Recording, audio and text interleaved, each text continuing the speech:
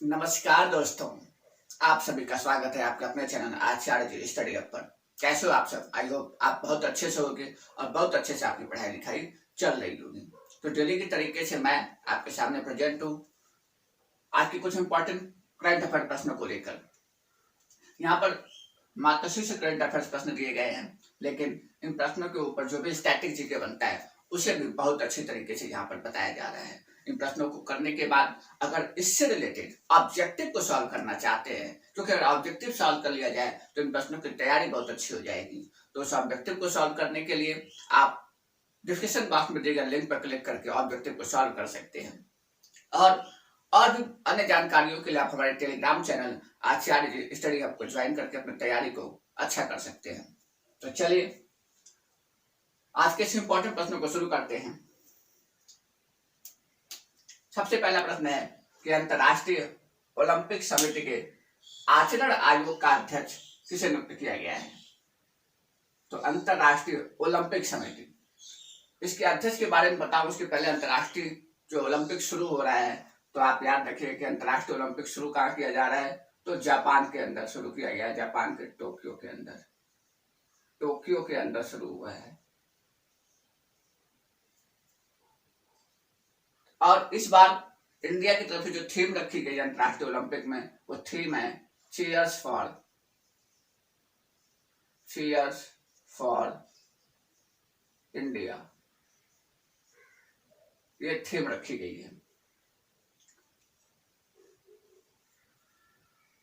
कब से कब तक होगा? तो 23 जुलाई को शुरू होगा और 23 जुलाई से लेकर 8 अगस्त तक चलेगा।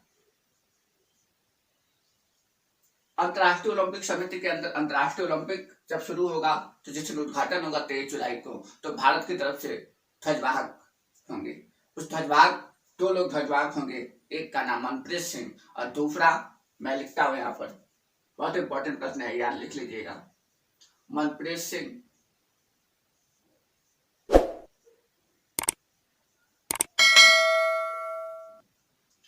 और मैरी कॉम, ये ध्वजवाहक होंगे। और जब समापन होगा मतलब 8 अगस्त को कौन ध्वजवाहक होगा? तो उनका नाम लिखिए, बजरंग पुनिया। ये क्या होंगे? समापन वाले दिन ये ध्वजवाहक होंगे। ठीक है, तो इसका आंसर क्या होगा? भाई इसके आंसर की बात करते हैं। अंतर्राष्ट्रीय ओलंपिक समिति के आचरण आयोग का अध्यक्ष है बान की मून।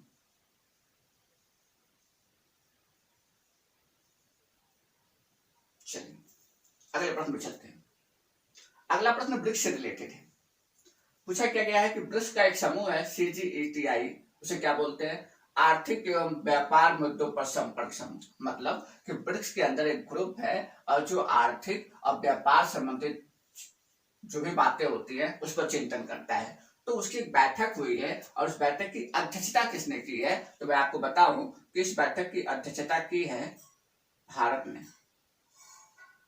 ने इस बैठक की अध्यक्षता की है। और आपको पता होगा कि कुछ दिन पहले ही मैंने आपको बताया था कि ब्रिक्स के जो श्रम मंत्री होते हैं उन श्रम मंत्रियों की भी बैठक हुई थी और उस बैठक की अध्यक्षता भारत ने ही की थी। अब भारत की तरफ से केंद्रीय श्रम मंत्री कौन थे? तो भूपेंद्र यादव जी ने उस बैठक की अध्यक्षता की थी। और जब बातें इतनी हो गई तो ब्रिक्स के बारे में आपको छोटी छोटी बातें बताता हूँ, इंपॉर्टेंट पॉइंट्स होंगे जो एग्जाम में बहुत ही इंपॉर्टेंट प्रश्न बनते हैं ब्रिक्स से, तो आप उसे लिखते भी रहिएगा। मैं वैसे यहाँ पर लिखता हूँ, ब्रिक का पहले नाम क्या था? ब्रिक हुआ करता था। ये जो कॉन्सेप्ट है ब्रिक का, ये आया कब? तो 2001 की बात है, 2001 की बात है। 2001 के अंदर एक मैगजीन होती है गोल्डमैन सैक्स, मैगजीन भी उसकी निकलती है और इसके साथ साथ एक इन्वेस्टमेंट कंपनी है, एक फाइनेंशियल इंस्टीट्यूशन है। तो उसने उसके एक अर्थशास्त्री थे जिनका नाम था जेम्स ओनेल, नाम याद रखिएगा, मैं लिख भी देता हूं,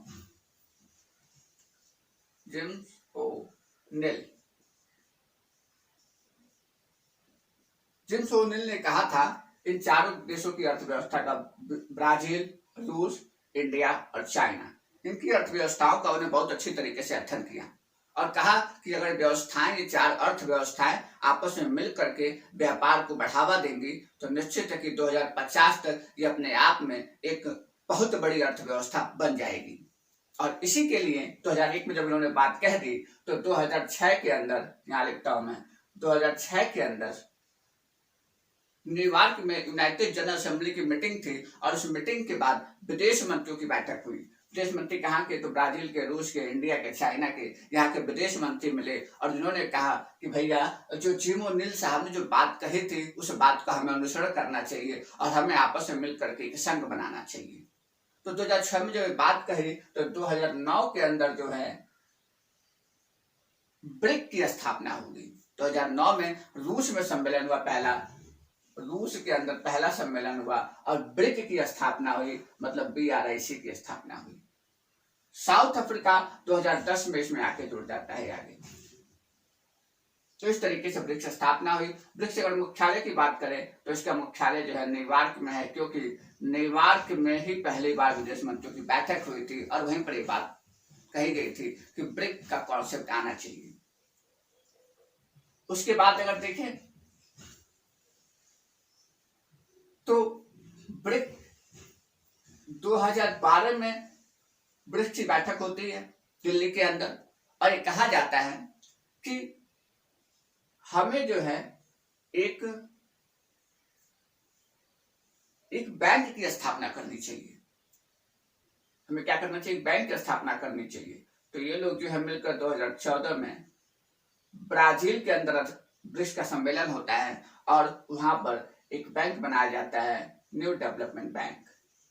तो 2014 में न्यू डेवलपमेंट बैंक बनता है। इसके साथ साथ यहीं पर आकस्मिक रिजर्व फंड की भी व्यवस्था की जाती है। मतलब कि अब ब्रिक्स बन चुका है, अब ब्रिक्स के जो देश हैं वो ये सोच रहे हैं कि हम ही 5 देश नहीं, और भी जो विकासशील अर्थव्यवस्थाएं हैं उन विकासशील अर्थव्यवस्थाओं की मदद करने के लिए किसी प्रकार की, अगर आपातकालीन में किसी प्रकार की मदद की आवश्यकता होती है या पैसे की वित्तीय रूप से उन्हें मदद की आवश्यकता होती है तो उन्हें कैसे पूरा किया जाएगा। और इसी के लिए 2014 में ये ब्रिक्स आपस में मिलकर के एक न्यू डेवलपमेंट बैंक बनाया जाता है और कहते हैं कि एक आकस्मिक रिजर्व फंड बनाया गया, जिसमें क्या होता है, इस फंड में सारे देश जो अपने कुछ राशि इसके अंदर रखते हैं और जिससे उस राशि से आपातकालीन आवश्यकताओं की पूर्ति की जाती है। एनडीबी की बात करें तो इसका मुख्यालय जो है शंघाई के अंदर है, चीन के अंदर है। शंघाई का है चीन में।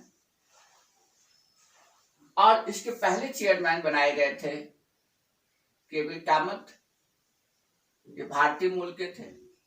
वर्तमान में लेकिन जो चेयरमैन है मार्कोस टायोजा है। मार्कोस टायोजा एनडीबी के चेयरमैन है। तो यहाँ पर मैंने इससे रिलेटेड बहुत सारे स्टैटिस्टिक्स के बताए और इन प्रश्नों का उत्तर भी दिया। तो अगर ऐसे ही और भी प्रश्नों को जानना है तो आप ज्यादा से ज्यादा वीडियो को लाइक किया कीजिए, चैनल को सब्सक्राइब कर लीजिए कि ऐसे इंपॉर्टेंट न्यूज, ऐसे इंपॉर्टेंट करंट अफेयर्स आपको बताए जाएंगे। अगला प्रश्न चलते हैं। अगला प्रश्न है कि इंडियन ऑयल कॉर्पोरेशन द्वारा देश का प्रथम ग्रीन हाइड्रोजन संयंत्र खोला जा रहा है। वेरी वेरी इंपॉर्टेंट क्वेश्चन है, आप लिख सकते हैं। बहुत ही इंपॉर्टेंट क्वेश्चन है, एग्जाम में जरूर पूछा जाएगा।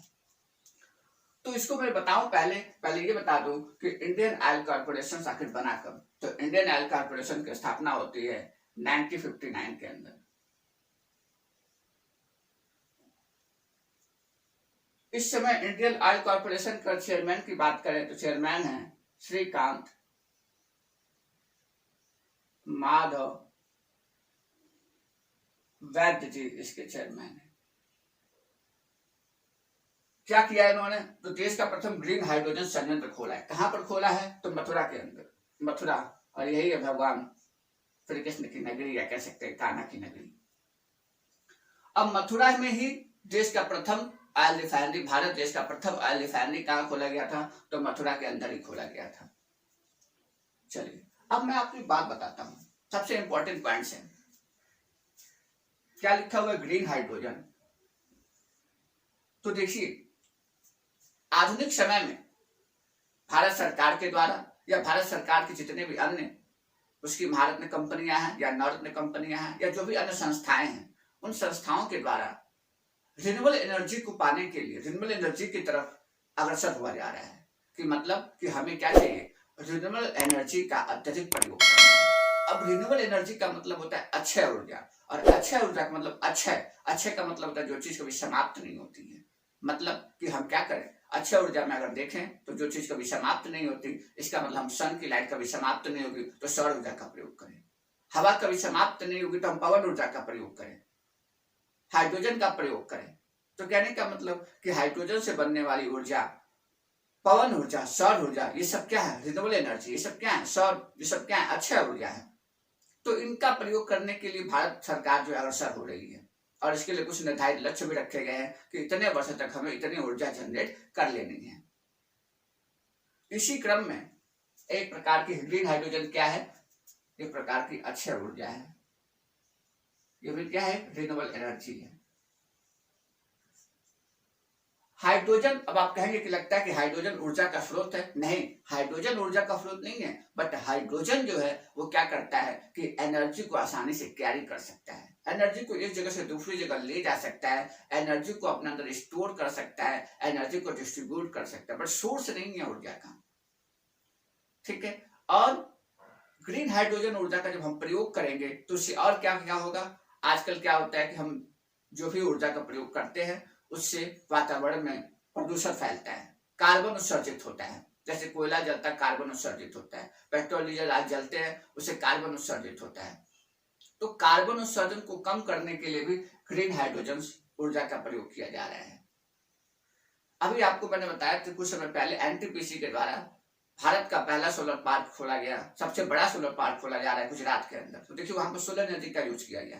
यहाँ पर इंडियन ऑयल कॉर्पोरेशन आ रही करे कि एनटीपीसी जब वो काम कर रही है तो हम कहाँ पीछे रहेंगे। तो इंडियन ऑयल कॉर्पोरेशन ने क्या कर दिया, ग्रीन हाइड्रोजन ऊर्जा देश का प्रथम मथुरा के अंदर खोल दिया। अब भारत के अंदर जो हाइड्रोजन पैदा किया जाता है उसको जाने, यहाँ से सबसे इंपॉर्टेंट बातें आपको जानने को मिलेंगी कि भारत के अंदर हाइड्रोजन पैदा करने की जनरली दो टेक्निक होती है। पहला तो एक, या तो आप जो H2O होता है, जो पानी होता है, उसको इलेक्ट्रोलिसिस कर दीजिए, उसका विघटन कर दीजिए, विद्युतीय अपघटनीकरण कर दीजिए उसका। तो वाटर के अपघटनीकरण से, वाटर के इलेक्ट्रोलाइसिस से हमें हाइड्रोजन प्राप्त होता है। दूसरा तरीका ये होता है कि जो प्राकृतिक गैस है, जैसे मेथेन जिसे बोलते हैं, ठीक है, तो उसको हम क्या कर दें, बर्न कर दें, उसको हिट किया जाए, उसको हिट करके हाइड्रोजन को पैदा किया जाए। तो देखिए जब CH4 होगा तो हाइड्रोजन के 4 मॉलिक्यूल, वो हाइड्रोजन निकलेगा और उसका हम एनर्जी के रूप में प्रयोग कर लेंगे। और जो कार्बन होगा, जो कार्बन उत्सर्जित होगा, उसका जो है कार्बन का भी प्रयोग कर लिया जाता है। कार्बन का प्रयोग अगर आप देखेंगे तो ऑटोमोबाइल इंडस्ट्रीज के अंदर, इलेक्ट्रॉनिक्स इंडस्ट्रीज के अंदर, एरोस्पेस के अंदर, वहां पर कार्बन का प्रयोग किया जाता है। तो देखिए पॉल्यूशन नहीं होगा, हाइड्रोजन ऊर्जा का प्रयोग करेंगे तो पॉल्यूशन नहीं होगा, कार्बन नहीं उत्सर्जित, कार्बन का भी हम प्रयोग कर लेंगे। अब आइए और भी बातें बताता हूँ कि हाइड्रोजन के भी कई टाइप होते हैं, ये बहुत इंपॉर्टेंट है।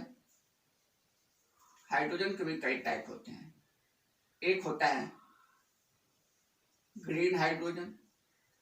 तो ग्रीन हाइड्रोजन मैंने बताया कि ग्रीन हाइड्रोजन कब मिलेगा, जब जो है हम जो वाटर है, वाटर का हम इलेक्ट्रोलाइसिस करेंगे। ठीक है, उसके बाद ब्राउन हाइड्रोजन होता है। तो ब्राउन हाइड्रोजन मिलता है कोल से, कोयले को जब हीट किया जाता है तो जो हाइड्रोजन मिलेगा वो क्या होगा, ब्राउन हाइड्रोजन होगा। उसके बाद ग्रे हाइड्रोजन होता है और ब्लू हाइड्रोजन होता है। तो ग्रे हाइड्रोजन कैसे मिलता है, तो अगर हम क्या करेंगे, जो प्राकृतिक गैस है, उस प्राकृतिक गैस से हमें जो एनर्जी मिलेगी, जब प्राकृतिक गैस से हम हाइड्रोजन का उत्पादन करेंगे, ठीक है, तो उसे क्या बोलेंगे, ग्रे हाइड्रोजन। ब्लू हाइड्रोजन का मतलब क्या हुआ, प्राकृतिक गैस ही होगी, ठीक है, और जब प्राकृतिक गैस को हम लोग, इस प्राकृतिक गैस को हीट करने के बाद जो हाइड्रोजन प्राप्त करेंगे वो ब्लू हाइड्रोजन होगा। तो दोनों में डिफरेंट क्या होगा, फिर डिफरेंट ये होगा कि इसमें जो कार्बन उत्सर्जित होगी, जो कार्बन निकलेगा, उस कार्बन का हम लोग क्या कर लेंगे, एब्जॉर्ब कर लेंगे, इसका यूज कर लेंगे। और इसका यूज कहाँ करेंगे, अभी मैंने बताया कि ऑटोमोबाइल इंडस्ट्रीज में, इलेक्ट्रॉनिक्स इंडस्ट्रीज में, एरोस्पेस इंडस्ट्रीज में उस कार्बन का प्रयोग कर लिया जाएगा। तो इस तरीके से मैंने आपको यहाँ पर बहुत सी बातें बताई, हाइड्रोजन के टाइप बताया, हाइड्रोजन कैसे प्राप्त किया जाता है उसे बताया, ठीक है। चलिए, और मैंने ये भी बता दिया। चलिए अगले प्रश्न में चलते हैं। अगला प्रश्न है कि मार्क्स एयर शो प्रदर्शनी ये कहाँ आयोजित हो रही है। तो मैं बता दूं कि जल्दी क्या होता है कि हर देश की जो सरकार है या हर देश की जो सेना है, चाहे वो नौसेना हो, चाहे वायुसेना, कोई भी सेनाएं हो, वो क्या करती है कि अपने शक्ति प्रदर्शन हमेशा करती है, शक्ति प्रदर्शन करती है। शक्ति प्रदर्शन करके अपने दुश्मनों को बताना चाहती है, देखिए हमारे पास भी हथियार है, हमें हल्के में मत लो। और यही होता है कि भारत के अंदर भी शक्ति प्रदर्शन करने के लिए एयर शो होता है, ठीक है, जल्दी बेंगलुरु में आयोजित किया जाता है। तो उसी तरीके से रूस भी एयर शो आयोजित कर रहा है, तो उसका एयर शो का क्या नाम है, मार्क्स एयर शो प्रदर्शनी। कहाँ हो रही है, रूस के अंदर हो रही है, ठीक है। अब बात जब रूस की आई तो रूस के प्रधानमंत्री आप जानते हैं प्रेसिडेंट कौन है, व्लादिमीर पुतिन वहां के प्रेसिडेंट हैं। उसके बाद जो स्पुतनिक 5 है वो वैक्सीन है कोविड की, तो वो भी कहाँ से बनाई गई, रूस की बनी हुई है। और रूस एक और बात में इंपॉर्टेंट है कि कहा जाता है कि कोविड-19 की सबसे पहली वैक्सीन जो है, देश की प्रथम वैक्सीन किसने बनाई थी, स्पुतनिक 5 के रूप में रूस ने ही बनाई थी। तो ये बात हो गई रूस की। अब अगला प्रश्न उसी से रिलेटेड चलिए, इसी के साथ अगला प्रश्न देख लेते हैं। अगला प्रश्न है कि मार्क्स एयर शो प्रदर्शनी में भारत के सारंग हेलीकॉप्टर डिस्प्ले टीम, ये इंपॉर्टेंट पॉइंट है, सारंग हेलीकॉप्टर डिस्प्ले टीम के विमान द्वारा पहली बार प्रदर्शन किया जाएगा। मतलब कि सारंग हेलीकॉप्टर डिस्प्ले टीम है जिसका नाम क्या, सारंग करके है, ठीक है। सारंग करके टीम बनाई गई, ठीक। ये टीम कब बनाई गई, 2003 में बनाई गई। कहाँ बनाई गई, बेंगलुरु के अंदर बनाई गई, ठीक है। और सारंग का मतलब क्या होता है, सारंग संस्कृत शब्द है और हिंदी क्या होती है इसकी, मोर, पीकॉक जिसको बोलते हैं, ठीक है। जिस तरीके से मोर जो आसानी से उड़ लेता है, ठीक है, पंख उसके बहुत बड़े बड़े होते हैं, उसी तरीके से सारंग नाम से एक टीम बनाई गई और उस टीम के अंदर जो है क्या रखा गया, ध्रुव नाम का विमान रखा गया। ध्रुव, ध्रुव विमान का नाम क्या है, ध्रुव। लगभग 4 ध्रुव विमान रखे गए। ध्रुव नाम का विमान था, 4 ध्रुव विमान को किसके अंदर रखा गया, एक सारंग टीम बनाई गई और उस टीम के अंदर रख दिया गया। अब जो ध्रुव विमान है वो क्या है, उसकी खासियत क्या है, वो एक तरह से बहुत ही हल्का विमान है। वो क्या है, हल्का विमान। इसलिए कौन सी टेक्निक बोलते हैं, advance light helicopter, LS technique है उसकी। मतलब बहुत ही हल्का है, क्योंकि चीजें जब हल्की होंगी तो आसमान में आसानी से उड़ सकेंगी और जिस भी प्रकार का उसे प्रदर्शन करना होगा, जिस भी प्रकार की उसे एक्टिंग करनी होगी, मतलब ऊपर नीचे जिधर मन में आए उधर भी उड़ सकता है, अपना परफॉर्मेंस दिखा सकता है, क्योंकि वो हल्का होगा तभी हो पाएगा। तो ध्रुव विमान का प्रदर्शन किया जाएगा कहाँ पर, मार्क्स एयर शो प्रदर्शनी में। ये पहली बार हो रहा है रूस के अंदर। ऐसा नहीं कि ध्रुव विमान ने अपना प्रदर्शन नहीं किया है, प्रदर्शन किया है। जब 2003 में इसका निर्माण हो गया तो 2004 में जो है जब सिंगापुर के अंदर प्रदर्शनी हुई, सिंगापुर में भी हुई थी प्रदर्शनी, एयर शो प्रदर्शनी हुई थी, तो वहां पर जो है जो ध्रुव विमान है इसने हमें परफॉर्मेंस दिखाया था सिंगापुर के अंदर। उसके बाद बहुत से देशों में उसने दिखाया, ठीक है। अब बात ये आती है कि इसने और कहाँ का परफॉर्मेंस दिखाया, तो आपको पता होगा कि 2013 के अंदर उत्तराखंड में बाढ़ आई थी, ठीक है। तो उस बाढ़ में ऑपरेशन राहत चलाया गया था, ठीक है। तो ऑपरेशन राहत में भी इस ध्रुव विमान के 4 ध्रुव विमान गए थे और लोगों की मदद किए थे। इसके साथ साथ आपको पता होगा 2017 के अंदर केरल में तूफान आया था, ओखी तूफान, उस तूफान में भी इसने मदद की थी। और 2018 के अंदर जो है फिर केरल में बाढ़ आई थी, तो उस समय जो ऑपरेशन करुणा चलाया गया था, उस करुणा में भी ध्रुव विमान ने बहुत ही मदद की थी। तो याद रखिएगा, और इंपॉर्टेंट क्वेश्चन बन जाता है यहाँ पर, क्योंकि भारत की तरफ से पहली बार प्रदर्शन किया जा रहा है, ठीक है। चलते हैं अगले प्रश्न पर। अगला प्रश्न है कि भारत में अपनी तरह की पहली ऑक्सीजन राशनिंग डिवाइस एम्बलेक्स विकसित की गई है। तो देखिए एक प्रकार से इनोवेशन हैं, ठीक है। आपने देखा होगा कोविड-19 के समय में, कोविड-19 के टाइम बहुत ही चरम अवस्था पर था, तो उस समय क्या हो रहा था कि ऑक्सीजन की कमी पड़ जा रही, ऑक्सीजन सिलेंडर लोगों को नहीं मिल रहा था, ठीक है। तो उसी समस्या को दूर करने के लिए आईआईटी रोपड़ ने एक काम किया। किसने, आईआईटी रोपड़ ने। इसने किया क्या है बताता हूं। जनरली जब हम ऑक्सीजन सिलेंडर का यूज करते हैं, मास्क लगाए रहते हैं, ऑक्सीजन निकलती है सिलेंडर से, हम ऑक्सीजन लेते हैं, तो निश्चित क्या हम CO2 नहीं छोड़ते होंगे, CO2 छोड़ते होंगे, ठीक है। तो ऑक्सीजन लिया हमने ऑक्सीजन सिलेंडर से और CO2 छोड़ा, तो जब CO2 छोड़ते हैं तो CO2 भी निकली बाहर, ठीक है, और उसके साथ साथ ऑक्सीजन भी बाहर निकला। तो ऑक्सीजन नुकसान हो जाता था, ऑक्सीजन रिड्यूस, उसका कोई मतलब ही नहीं रहता, वो भी ऑक्सीजन बाहर निकल जाता था, तो ऑक्सीजन सिलेंडर में ऑक्सीजन की कमी हो जाती थी। ठीक है, तो जो ऑक्सीजन दुरुपयोग हो रहा है, उसी ऑक्सीजन को यूज कर लेने के लिए, वो जो उसका दुरुपयोग ना हो, उसका रीयूज कर लिया जाए। ठीक है, उसी के लिए डिवाइस बनाई गई है जिसका नाम क्या है, ऑक्सीजन राशनिंग डिवाइस, एम्बलेक्स। और किसने बनाया है, IIT रूपर ने इसे विकसित किया है। तो इस तरीके से काफी इंपॉर्टेंट प्रश्न समाप्त हुए। वीडियो आपको कैसा लगा कमेंट बॉक्स में अवश्य बताइएगा, कोई सजेशन हो तो उसे भी दीजिए। अपना ख्याल रखिए। वीडियो अभी तक देखने के लिए बहुत बहुत धन्यवाद।